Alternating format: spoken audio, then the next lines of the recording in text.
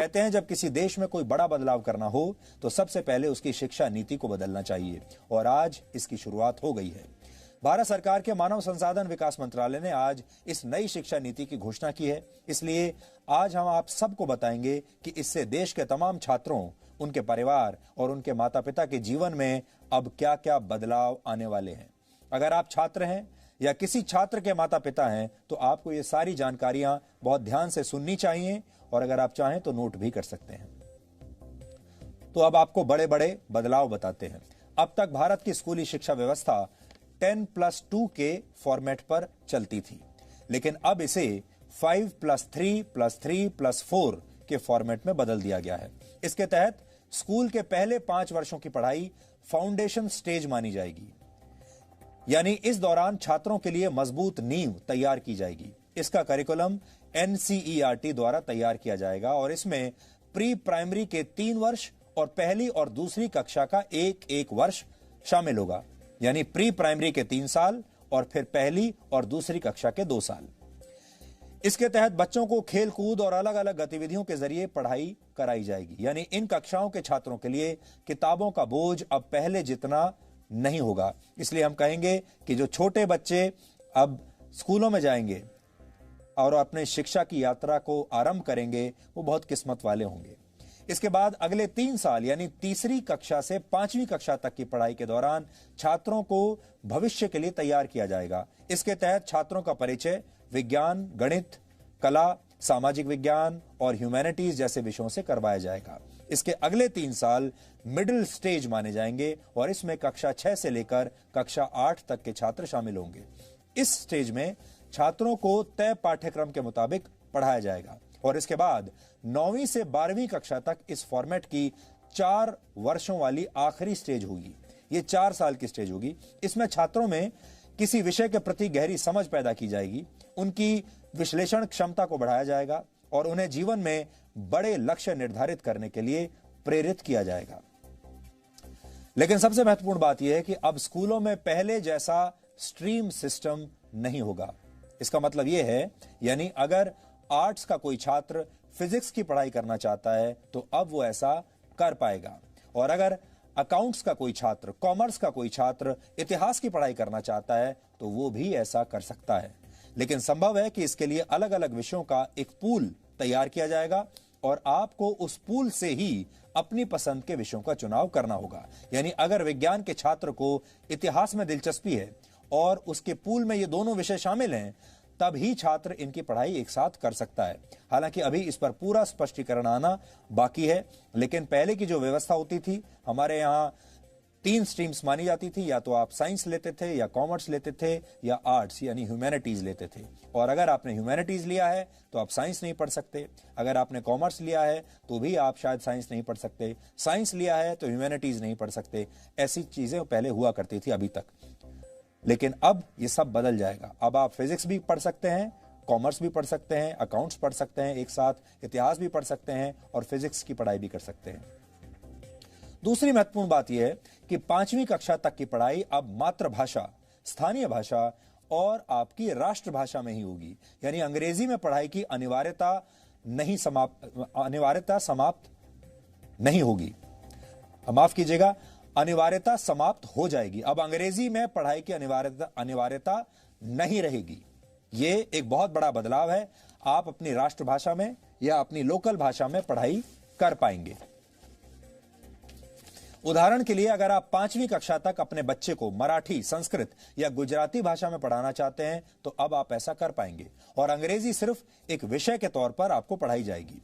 यानी स्कूलों का जबरदस्ती अंग्रेजीकरण का दौर अब समाप्त हो जाएगा। 6ठी कक्षा में पहुंचने के बाद छात्रों को कंप्यूटर कोडिंग सीखने का मौका मिलेगा। यानी अब भारत के छात्र चीन जैसे देशों की तर्ज पर छोटी उम्र में ही सॉफ्टवेयर और मोबाइल फोन एप्लीकेशंस बनाने की तकनीक सीख पाएंगे और 6ठी कक्षा से ही छात्रों को इंटर्नशिप का भी मौका मिलेगा। यानी अगर किसी छात्र की किसी खास विषय में रुचि है और वो उसकी प्रैक्टिकल नॉलेज हासिल करना चाहता है तो वो इस विषय से जुड़ी इंटर्नशिप कहीं भी कर सकता है। उदाहरण के लिए अगर आपका बच्चा पेंटिंग करने का शौक रखता है तो वो किसी पेंटर के पास अब इंटर्नशिप के लिए जा सकता है। अगर आपके बच्चे को सॉफ्टवेयर में इंटरेस्ट है तो वो किसी सॉफ्टवेयर कंपनी में अब अपने स्कूल के दौरान ही इंटर्नशिप कर सकता है। 9वीं कक्षा से 12वीं कक्षा तक की परीक्षाएं अब सेमेस्टर के आधार पर होंगी। एक साल में 2 सेमेस्टर होंगे और हर 6 महीने पर एक परीक्षा होगी और दोनों सेमेस्टर्स के अंकों को जोड़कर आपकी फाइनल मार्कशीट तैयार की जाएगी। यानी अब एक छात्र के तौर पर आपको पूरे साल पढ़ाई करनी होगी और आप ये कहकर बच नहीं सकेंगे कि आप सिर्फ फाइनल एग्जाम्स की तैयारी करना चाहते हैं। इससे पहले आपने देखा होगा बहुत सारे छात्र ऐसे होते हैं जो साल के सिर्फ आखिर में कुछ समय तक पढ़ते हैं, 1-2 महीने पढ़ाई कर लेते हैं और फिर उसके आधार पर वो फाइनल जो परीक्षा होती है उसमें बैठते हैं और उनमें से बहुत सारे लोग अच्छे नंबर ले भी आते हैं। लेकिन ये वो लोग होते हैं जिन्होंने पूरे साल पढ़ाई नहीं की। अब आपको पूरे साल पढ़ाई करनी पड़ेगी। इसके अलावा बोर्ड की परीक्षाओं को आसान बनाया जाएगा और इसमें छात्रों की क्षमता पर ज्यादा ध्यान दिया जाएगा। रटने की क्षमता नहीं, समझने की क्षमता पर ध्यान दिया जाएगा। ट्यूशन और कोचिंग क्लास के जरिए रट्टा लगवाने की आदत को समाप्त कर दिया जाएगा। बोर्ड परीक्षा देने वाले छात्रों को अब उनकी पसंद की भाषा में परीक्षा लिखने की पूरी छूट होगी। उदाहरण के लिए अगर आप चाहें तो हिंदी या अंग्रेजी में से किसी एक भाषा में अपनी परीक्षा दे सकते हैं। छात्रों के रिपोर्ट कार्ड्स को भी अब पहले की तरह तैयार नहीं किया जाएगा। किसी छात्र को फाइनल मार्क्स देते समय उसके व्यवहार, एक्स्ट्रा करिकुलर एक्टिविटीज में उसके प्रदर्शन और उसकी मानसिक क्षमताओं का भी ध्यान रखा जाएगा। इसके अलावा रिपोर्ट कार्ड को 360 डिग्री असेसमेंट के आधार पर तैयार किया जाएगा। इसमें छात्र खुद को भी अंक देंगे, यानी अपना खुद का भी विश्लेषण करेंगे। विषय पढ़ाने वाले शिक्षक भी छात्र को अंक देंगे और छात्रों के सहपाठी भी उनका आकलन करेंगे। कॉलेज में पढ़ाई करने वाले छात्रों के लिए भी इस नई शिक्षा नीति में बहुत सारे बदलाव किए गए हैं। इसलिए जो छात्र अब कॉलेज में इसके बाद जाने वाले हैं वो भी ध्यान से अभी देख लें। अब देश के छात्र कॉलेज में एडमिशन के लिए कॉमन एप्टीट्यूड टेस्ट दे पाएंगे। इसका अर्थ यह है कि अगर 12वीं कक्षा के बोर्ड एग्जाम्स में आपके ठीक नंबर नहीं आए हैं या आपके मार्क्स इतने नहीं आए हैं कि आपको कट ऑफ परसेंटेज के आधार पर सीधे किसी कॉलेज में एडमिशन मिल पाए, तो आप कॉमन एप्टीट्यूड टेस्ट भी दे सकते हैं और फिर इस टेस्ट में आपके प्रदर्शन को आपके 12वीं कक्षा के नंबरों के साथ जोड़ दिया जाएगा और उस आधार पर आपको आपके मनपसंद कॉलेज में एडमिशन मिल पाएगा। ग्रेजुएशन की पढ़ाई को 3 और 4 वर्षों के कोर्स ड्यूरेशन में अब बांट दिया जाएगा। पहले अगर आप कॉलेज की पढ़ाई बीच में ही छोड़ देते थे तो आपको ग्रेजुएशन की डिग्री नहीं मिलती थी। या तो आप पूरी पढ़ाई कीजिए और या बिल्कुल मत कीजिए। लेकिन नई शिक्षा नीति लागू होने के बाद अगर आप 1 साल के बाद कॉलेज छोड़ देते हैं तो आपको सर्टिफिकेट दिया जाएगा। ये आपका सर्टिफिकेट कोर्स माना जाएगा। अगर आपने कॉलेज का फर्स्ट ईयर कंप्लीट कर लिया और उसके बाद पढ़ाई छोड़ दी तो आपको सर्टिफिकेट कोर्स का सर्टिफिकेट मिलेगा। इसी तरह अगर आप सेकेंड ईयर पास करने के बाद 2 साल के बाद पढ़ाई छोड़ देते हैं तो आपको डिप्लोमा दिया जाएगा। और अगर आप थर्ड ईयर यानी 3 साल की पढ़ाई पूरी कर लेते हैं तो आपको बैचलर्स डिग्री दी जाएगी। और अगर आप 4 साल का कोर्स करके बैचलर्स डिग्री लेना चाहते हैं तो आपको रिसर्च के सर्टिफिकेट के साथ ये डिग्री मिलेगी। इससे उन छात्रों को बहुत फायदा होगा जो कॉलेज के दौरान किसी प्रोजेक्ट पर काम कर चुके हैं। 4 वर्ष के इस कोर्स में स्कूल के छात्रों की तरह कॉलेज के छात्र भी अलग अलग विषयों की पढ़ाई एक साथ कर पाएंगे। इस व्यवस्था को मल्टी एंट्री और मल्टी एग्जिट वाली व्यवस्था कहा जाता है। यानी छात्र जब जिस विषय की पढ़ाई करना चाहेंगे तो वो ऐसा कर सकेंगे और जब वो ये पढ़ाई छोड़ना भी चाहेंगे तो ये काम भी आसानी से कर सकेंगे। इसीलिए इसे मल्टी एंट्री और मल्टी एग्जिट कहा गया है। आप जब चाहे एंट्री ले सकते हैं और एग्जिट भी कर सकते हैं जब चाहें। इसके अलावा एक एकेडमिक बैंक ऑफ क्रेडिट बनाया जाएगा। इसके तहत अगर आप एक से ज्यादा कोर्स एक साथ करना चाहते हैं तो आप ऐसा कर पाएंगे और जिस कोर्स को आप जहां तक कंप्लीट करेंगे उसके अंक इस क्रेडिट बैंक में जमा हो जाएंगे और फिर जब आप फाइनल डिग्री के लिए कोई कोर्स करेंगे तो उस क्रेडिट को इसमें जोड़ दिया जाएगा। यह पूरी व्यवस्था पूरी तरह से डिजिटल होगी, ऑनलाइन होगी। मानव संसाधन विकास मंत्री रमेश पोखरियाल निशंक और उनकी टीम ने इस नई शिक्षा नीति पर आज क्या कहा, यह भी आज आपको सुन लेना चाहिए। कि पूरी दुनिया में शायद इससे बड़ा परामर्श विचार विमर्श कभी नहीं हुआ होगा। इतना बड़ा नवाचार ये दुनिया के लिए एक उदाहरण है, जब किसी नीति पर देश के कोने कोने से, अभिभावकों से, छात्रों से, अध्यापकों से, विशेषज्ञों से, शिक्षाविदों से, राजनीतिज्ञों से, जनप्रतिनिधियों से और यहाँ तक कि 1,25,000 ग्राम समितियों से विचार विमर्श किया गया हो। यह बेहद महत्वपूर्ण है क्योंकि 34 साल से शिक्षा नीति में परिवर्तन नहीं हुआ था और इसलिए आज का ये जो परिवर्तन है और जो नई शिक्षा नीति है, मुझे विश्वास है कि पूरा समाज और सभी देशवासी इसका स्वागत करेंगे और दुनिया के शिक्षाविद भी इसको निश्चित रूप से सराहना करेंगे। आज की व्यवस्था में यदि 4 साल इंजीनियरिंग पढ़ने के बाद या 6 सेमेस्टर पढ़ने के बाद किसी कारणवश मैं आगे नहीं पढ़ सकता हूं, तो मेरे पास कोई उपाय नहीं है, मैं आउट ऑफ द सिस्टम हो जाता हूं।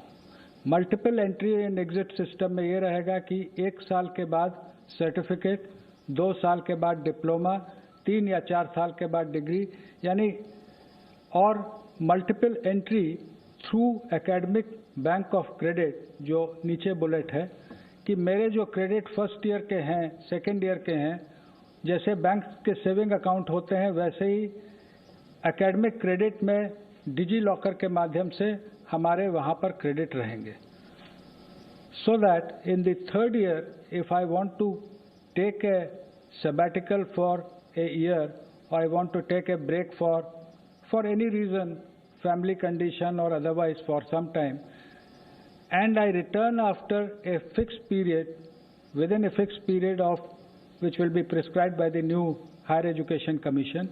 If I come back to the education system, I will not be asked to repeat the first and second year.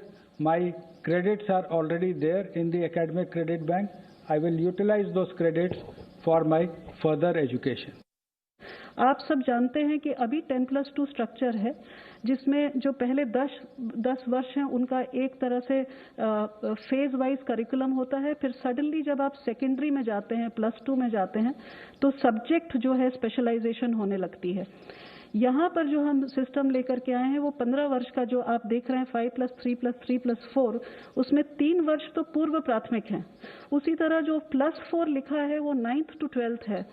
इसमें भी जैसा कि सर कह रहे थे, जैसा हायर एजुकेशन में है, कोई स्ट्रीम्स नहीं है, मल्टी डिसिप्लिनरी होगा। अगर बच्चा फिजिक्स के साथ, जैसा सर ने कहा, फैशन स्टडीज लेना चाहे, बेकरी कन्फेक्शनरी कुछ पढ़ना चाहे केमिस्ट्री के साथ, it will be permitted.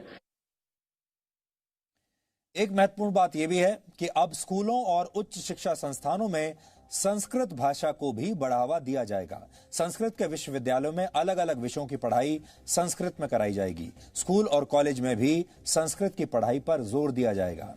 IITs की शिक्षा व्यवस्था को भी पहले से ज्यादा समग्र बनाया जाएगा और अब इन उच्च शिक्षा संस्थानों में आर्ट्स और ह्यूमैनिटीज के विषय भी पढ़ाए जाएंगे। इससे आर्ट्स और ह्यूमैनिटीज के छात्र विज्ञान की जानकारियों का इस्तेमाल दूसरे क्षेत्रों में अपनी स्किल्स को बेहतर करने के लिए कर पाएंगे।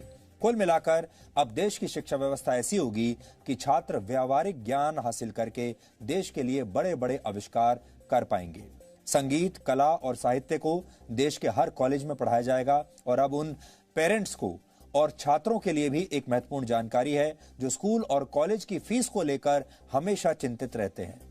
इसके तहत नए नियम निर्धारित किए जाएंगे और स्कूल और कॉलेज एक निश्चित फीस से ज्यादा पैसा आपसे नहीं ले पाएंगे। अब आप ये सोच रहे होंगे कि नई शिक्षा व्यवस्था, ये नई नीति लागू कब से होगी? तो यहां आपको बता दें कि इसके लिए जो बिल तैयार किया गया है उसका नाम है नेशनल हायर एजुकेशन बिल। इस बिल को फिलहाल कैबिनेट ने मंजूरी दे दी है और अब इसे संसद में पेश किया जाएगा और इसके बाद ये कानून की शक्ल ले लेगा और फिर राज्य सरकारों को भी इस पर कानून बनाकर अपने अपने राज्यों में इसे लागू करना होगा। इसी शिक्षा नीति की घोषणा के साथ मानव संसाधन विकास मंत्रालय का नाम भी अब बदल दिया जाएगा और अब इसका नाम हो जाएगा शिक्षा मंत्रालय, जो कि बहुत सरल है और ये काम बहुत पहले कर देना चाहिए था। नई शिक्षा नीति को तैयार करने के लिए 2 लाख से ज्यादा लोगों की राय ली गई और इसी के बाद इस नई शिक्षा नीति की घोषणा की गई है। यह शिक्षा नीति वर्ष 2021 और 2022 के एकेडमिक सेशन तक लागू हो जाएगी। यानी आपका जो अगला एकेडमिक सेशन होगा, जो 2021 में शुरू होगा, वो इस नई शिक्षा नीति के साथ, नए नियमों के साथ लागू होगा।